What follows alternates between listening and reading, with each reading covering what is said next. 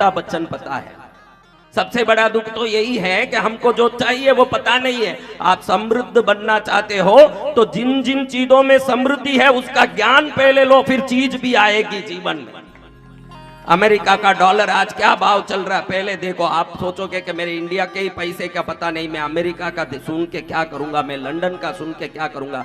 जब उस तरंग से जुड़ोगे, उस ऊर्जा से जुड़ोगे तो वो चीज को खींचने की ताकत भी तुम्हारे अंदर आएगी। वो ज्ञान चाहिए जिस चीज को आप चाहते हो, जो बनना चाहते हो उसका ज्ञान लो। संसार के मनोरंजन और विकार का ज्ञान मत लो। आपको कन्याकुमारी जाना है तो दक्षिण में ही जाना पड़ेगा, राजस्थान के रास्ते में जाके कन्याकुमारी नहीं आएगा। मनोरंजन और विकार में समय नष्ट करके समृद्धि भी नहीं आएगा।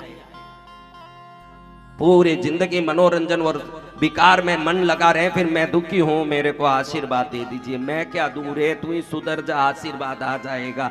तेरे विकार ने तुझे दुख दिया है। तो ये महाराज बड़े ज्ञानी ये कहते हैं कि सूर्योदय के समय लाल रंग वाली मां मांग सिंदूर की तरह आकाश में फेंका तो फेंका हुआ कुंडल चांद बन गया और अमावस में चांद उदित हुआ। और राजा ने चरण में पड़ के उनसे माफी मांगी कि आप जैसे महापुरुषों को मैंने अपमान किया। इस समय जो प्रथम स्तुति आती है, प्रथम स्तुति में वो बोलते हैं उदिकिंद्र सेंगदिरुच्चित्तिलकमुनर्बुडयोर मदिकिंद्र माणिक्यम मादुलम बोधमलर कमलै दुदिकिंद्र मिनकोडि मेनकड़ि कुंकुमत्तोयमेन्न विदिकिंद्र मेनि अभिरामी एंदन विलुत्तुणये। यानी लाल सूर्य की समान उदित सूर्य के समान लाल रंग वाली, लाल सिंदूर की तरह लाल वाली, माणक की तरह लाल वाली। माणक रत्न होता है ना, वो कैसे होता है माणक, कैसे होता है? कोई माणक देखे हो? एक ही कंकर वाला है। हाँ, हमारे पास मानक ना हो चले, हमारे पास पैसा ना हो तो चले। ज्ञान लेने में कोई पैसा नहीं लगता, हर्जा नहीं लगता। आप व्हाट्सएप में, गूगल में अच्छी चीजों का ज्ञान लेना सीखिए। मानक का रंग तो पता नहीं ना, अमिताभ बच्चन पता है। सबसे बड़ा दुख तो यही है कि हमको जो चाहिए वो पता नहीं है। आप समृद्ध बनना चाहते हो तो जिन जिन चीजों में समृद्धि है उसका ज्ञान पहले लो, फिर चीज भी आएगी जीवन में। अमेरिका का डॉलर आज क्या भाव चल रहा है पहले देखो। आप सोचोगे कि मेरे इंडिया के ही पैसे का पता नहीं, मैं अमेरिका का सुन के क्या करूंगा, मैं लंदन का सुन के क्या करूंगा। जब उस तरंग से जुड़ोगे, उस ऊर्जा से जुड़ोगे तो वो चीज को खींचने की ताकत भी तुम्हारे अंदर आएगी। वो ज्ञान चाहिए जिस चीज को आप चाहते हो, जो बनना चाहते हो उसका ज्ञान लो। संसार के मनोरंजन और विकार का ज्ञान मत लो। आपको कन्याकुमारी जाना है तो दक्षिण में ही जाना पड़ेगा, राजस्थान के रास्ते में जाके कन्याकुमारी नहीं आएगा। मनोरंजन और विकार में समय नष्ट करके समृद्धि भी नहीं आएगा। पूरी जिंदगी मनोरंजन और विकार में मन लगा रहे, फिर मैं दुखी हूं, मेरे को आशीर्वाद दे दीजिए। मैं क्या दूं रे, तू ही सुधर जा, आशीर्वाद आ जाएगा। तेरे विकार ने तुझे दुख दिया है।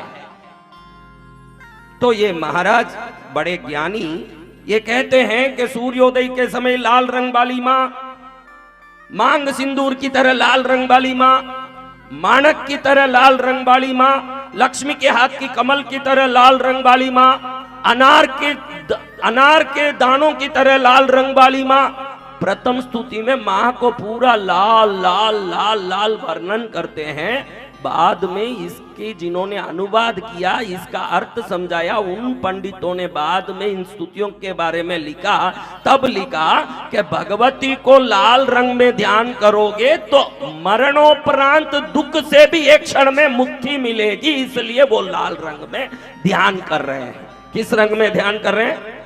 जब ये संकट आवे ना, पद्मावती लाल वस्त्र धारण की हो, लाल माणक का मुकुट पहनी हो, लाल चूड़ी पहनी हो, लाल सिंदूर लगाई हो, लाल माणक की छोटी छोटी घुंघरू लगी हुई पायल पहनी हो, लाल लाल दिखती हो, ऐसे उसका ध्यान करोगे तो भयंकर से भयंकर आपत्ति और संकट से भी आप मुक्त हो जाओगे। ये स्तुति ये समझाता है, ये रंगों की महिमा को समझाने के लिए आपको बता रहा हूं। आज तक आपने देखा होगा, जब तक जीवित होता है एक व्यक्ति, अंतिम सांस के लिए लड़ रहा होता है, जिस एम्बुलेंस में जाता है वो सफेद रंग का होता है। किस रंग का होता है? सफेद रंग के एम्बुलेंस में कौन जाते हैं महाराज? हाँ, जो प्राण के लिए लड़ रहे होते हैं, जिनमें प्राण होता है। और मर जाता है तो काला मार्चुअरी वैन में जाता है। वो जो मुर्दों का वैन है वो काला रंग का है। काला पहनते हो तो समझना मुर्दे बनने की तैयारी में हो, सफेद पहन रहे हो तो समझना कि आनंद लेने की तैयारी में हो। ऐसे ही जैन साधु सफेद नहीं पहनता, उसको मालूम है कि दुनिया की ताकत इस सफेद में है, न दुनिया की तामसता काले में है। और आजकल काला पहनना बहुत चलन में आ गया है। काला पहन पहन के कृष्णगिरी में मैंने पूरी तरह से बंदिश कर दिया, कोई भी काला पहन के आए मंदिर में अंदर ही मत छोड़ो। ये नालायक खुद तो नालायक है ही, मंदिर की माँ की मूर्ति में भी वो दुष्ट तरंगे छोड़ेंगे। इसलिए कृष्णगिरी विश्व में एक तीर्थ है जहाँ काले कपड़े काली चीज लेके मंदिर में नहीं छोड़ते। इतना सख्त हमने नियम का पालन रखा। यहाँ कोई भी काला पहने, सभी वॉचमैन स्ट्रिक्ट है। जाके तो देखो अंदर कोई छोड़ता है क्या, देखो जाके। तो हमारे जीवन में दुख बहुत है, किसको सुनाऊं, क्यों सुनावे। जितना सुनाता है, जितना परपंच करता है, जितना मनोरंजन करता है, जितना विकार में समय बिगाड़ता है, उन्नति के रास्ते पाने के इतना ही अभ्यास कर, तू उन्नति पा लेगा। तेरे पास वो का टाइम कहां है। हर आदमी 3 घंटा रोज ओटीटी में मूवी देख रहा है, सीरियल देख रहा है, पिक्चर देख रहा है, न्यूज देख रहा है। घरों में न्यूज चल रहे हैं। माता जी आके मेरे को बोले कि घर में बहुत परेशानी है, पति से नहीं बनती है, बच्चे बहुत परेशान है, घर में कुछ काम नहीं होता, अशांति बहुत है। अरे तू टीवी देखो। हमारे घरों में आजकल एक मशीन आता है, वो मशीन लगा लेते हैं जिसमें 24 घंटा राम राम बोलता रहता है। वो मशीन आपने देखा ना, ऐसा कोई मंत्र गायत्री मंत्र बोलता है, नमः शिवाय बोलता है, ऐसा मशीन आया है? आया क्या हमारा? किसके घर में है ऐसा मशीन? क्यों लगाया रे मशीन मेरे भाई, बता क्यों लगाया? सुनने से क्या होगा? अरे क्या होगा सुनने से? अच्छे इन मंत्रों को सुनने से घर में शांति होगी, कृपा होगी, इसीलिए तो डाला। अरे इतने होशियार लोगों, अगर नमः शिवाय डालने से घर में सुख शांति आती है तो टीवी डाल के 24 घंटा बलात्कार, एक्सीडेंट, किडनैप, घूस, परेशानी, नेता पकड़ा गया, वो कैद हो गया, ये मर गया, वो गुड़ गए, ये बस इधर घायल होने से 44 लोग मर गए। इस इडियट बॉक्स को जिस दिन घर में बंद कर दोगे, आपका इडियट पना खत्म हो जाएगा। उसी दिन से फिर आपको सुख शांति है। अब ये मरे न पकड़े न कूटे न मारे न, इसी को घर में डाल के 24 घंटा सुनोगे, इन शब्दों से घर में क्या तरंग आता होगा, ये कभी सोचा है? अगर देखना ही है, नहीं महाराज देखे बगैर नहीं रह सकते, तो ब्लूटूथ से यूट्यूब कनेक्शन कर लो, संतों की वाणी सुनते रहो। संतों की वाणी में उनकी संतपने की शक्ति से सदाचार की शक्ति भी साथ जुड़ेगी, संस्कार की शक्ति भी साथ जुड़ेगी, तो अशांति वाला घर भी शांति वाला बन जाएगा। जिस दिन आप में चयन होना चाहिए कि मुझे क्या चाहिए। होटल गए हो आप और पराठा ऑर्डर दिया, और आपसे परोठा ऑर्डर देने के बाद वो लाके रख के 2 करोड़ मांगे तो दोगे? क्या बोलोगे? इसका इतना कीमत नहीं है। आपको मालूम है कि परोठे का कितना कीमत है, तो आंसू का भी कितना कीमत है, ये समझ लो। दुखी हो तो भी ऐसे कारण के लिए हो कि दुख को भी मजा आवे कि कीमत दे रहा है मुझे। चवन्नी की चीजों के लिए रोने मत लगो, चवन्नी की चीजों के लिए कृष्णगिरी आके गीत मत गाओ। इधर मेरे पास रोना है तो रो के गुरुदेव माता पद्मावती का दर्शन कैसे हो सकता है बता दो, नहीं तो मैं रह नहीं सकता, मेरे से नहीं होगा रहना। पैसे के लिए आके यहाँ रोते हो, अगर पाना ही है तो ईश्वर को पाने के लिए रो, और काई बात के रोते हो।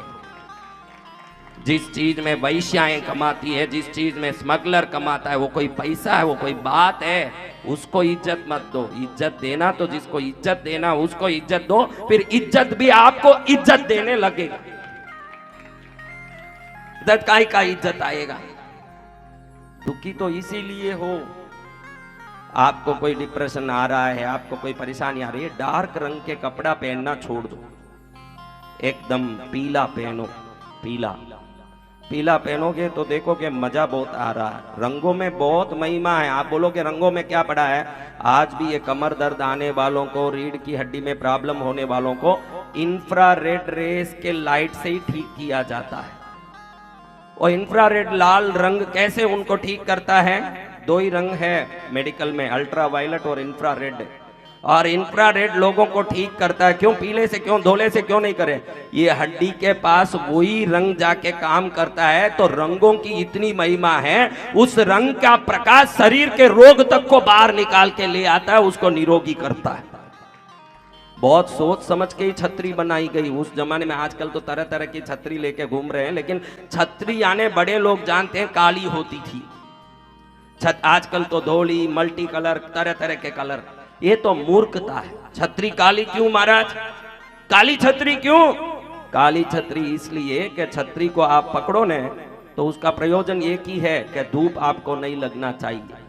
लेकिन अगर छतरी पकड़ भी लो, उस ऊर्जा की गर्मी की तरंगों को अगर वो रंग नीचे डालता है तो गर्मी लगेगी ही। आप वो धूप से बच सकते, वो गर्मी से नहीं बच सकते।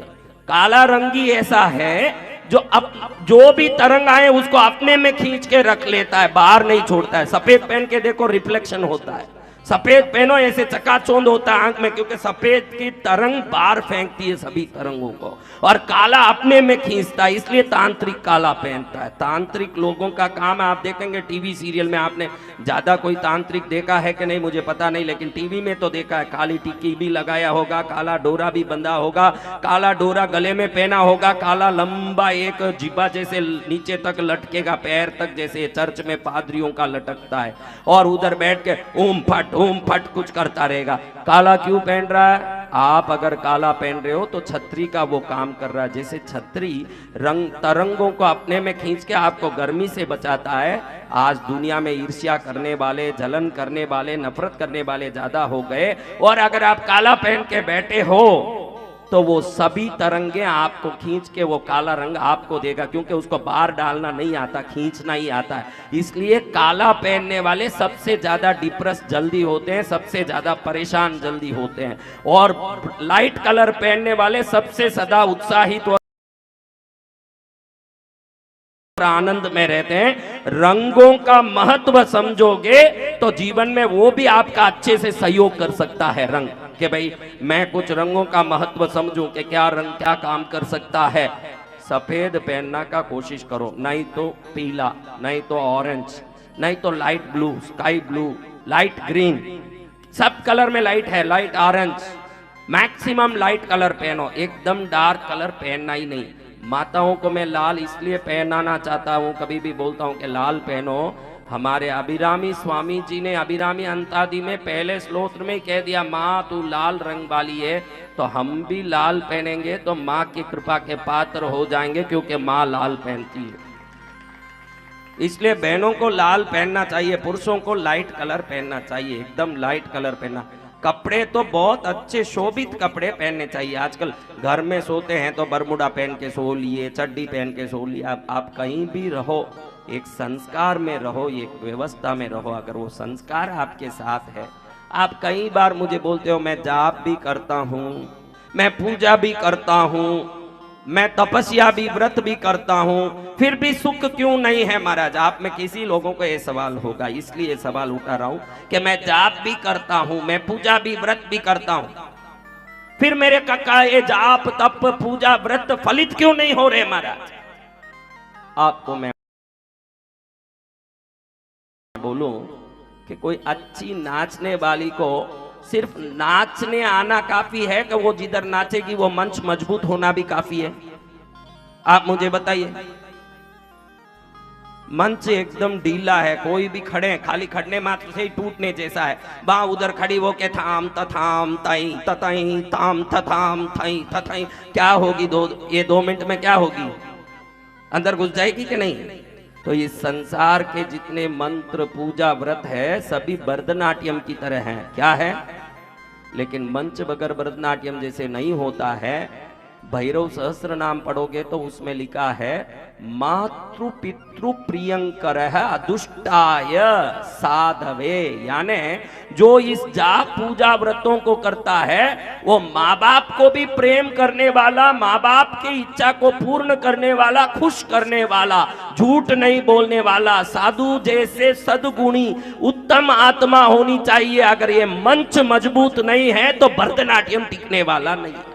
आप खाली व्रत पूजा ही कर रहे हो, खाली जाप तप दिया धूप ही कर रहे हो कि माँ बाप की भी इच्छा अनुसार आज्ञाकारी बने हो, समाज में भी उत्तम शब्द बोलते हो कि बाजार में निकलते तेरी माँ की तेरे बाप के ऐसे शब्द निकलते हैं कि शब्द आप टटोलो। आपके पूजा भक्ति क्यों काम नहीं आता आज ही मैं बता दूंगा। हो बार झूठ बोलते हो एक दिन, 100 बार गुस्सा करते हो एक दिन, 100 बार दूसरों की निंदा करते हो, है कि नहीं बोलो। कैसे व्रत, कैसी पूजा, कैसे तप, कैसा दिया, कैसे वो सब आपको काम करेगा बताओ। मंच सही होना कि नहीं भरतनाट्यम करने के लिए? आपका मंच मजबूत है क्या? आप बताओ। हाँ हमारा मंच मजबूत है, हम बिना काम गुस्सा नहीं करते किसी का नहीं। वो आदमी उधर भी नहीं गया होगा, इधर जयराम जी, जयराम जी साहब कहाँ, बहुत दिन से दिखे नहीं। क्या साहब बहुत दिन से दिखे नहीं, आपको याद कर रहा था, आपके दर्शन हो गए। और इधर 4 फुट भी नहीं गया। देखो नालायक मजा लेता है। हाँ कैसा नालायक है, दूसरे से पंचायत है कि नहीं। मंच मजबूत करिए। भरतनाट्यम भले कम ज्यादा आए तो भी चले, लेकिन मंच सही नहीं होगा तो पैर टूटेंगे, ध्यान रखो। आप में जो जो अवगुण है, मैं तो वो साधु हूं, पूजा करने नहीं बोलता, व्रत करने नहीं बोलता, दिया धूप करने नहीं बोलता, मंच को मजबूत करने की प्रेरणा जिंदगी भर देते आया हूं। किस चीज को? मंच मजबूत नहीं है, आपके अंदर में विकार भरा हुआ। कितने अच्छे से यहाँ आके बैठे हो, इतना अच्छा आप में सच्ची में स्वभाव है क्या? आप देखो, मुझे गलत मत बोलना, मैं तो दुनिया के स्वभाव बता रहा हूँ। हाँ आप मुझ पर नाराज मत होना, मैं तो दुनिया का स्वभाव बता रहा हूँ। झूठ बोलते हो कि नहीं, बस इतना ही बोलो मुझे। गुस्सा करते हो कि नहीं, इतना ही बोलो मुझे। निंदा करते हो कि नहीं, इतना ही बोलो मुझे। अपनी चीज पाने के लिए फरेब करते हो कि नहीं, बताओ। अब बोलो, मैं नहीं बोलूंगा, अब आपको बोलना। इस हिसाब से इस स्टैंडर्ड में देवी राजी होगी क्या, यही सवाल है।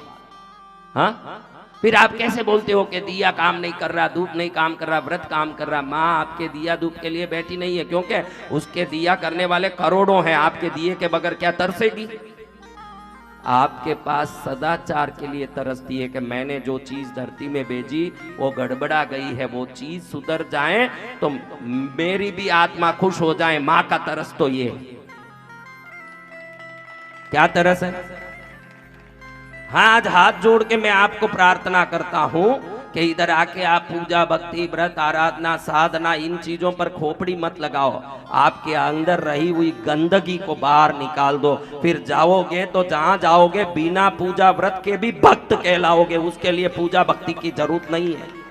क्या पूजा करोगे, क्या भक्ति करोगे? क्या हरिश्चंद्र से ज्यादा सत्य बोल लोगे? हाँ मार्कंडेय से ज्यादा शिव भक्ति कर लोगे?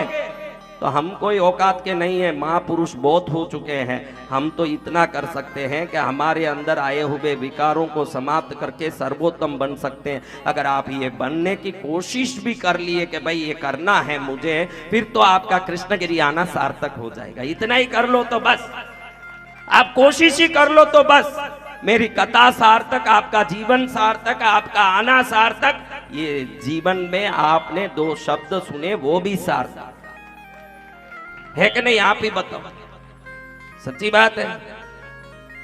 तो आज से ही सोचो कि बिना काम झूठ नहीं बोले। बहुत आपत्ति आ गई। देखो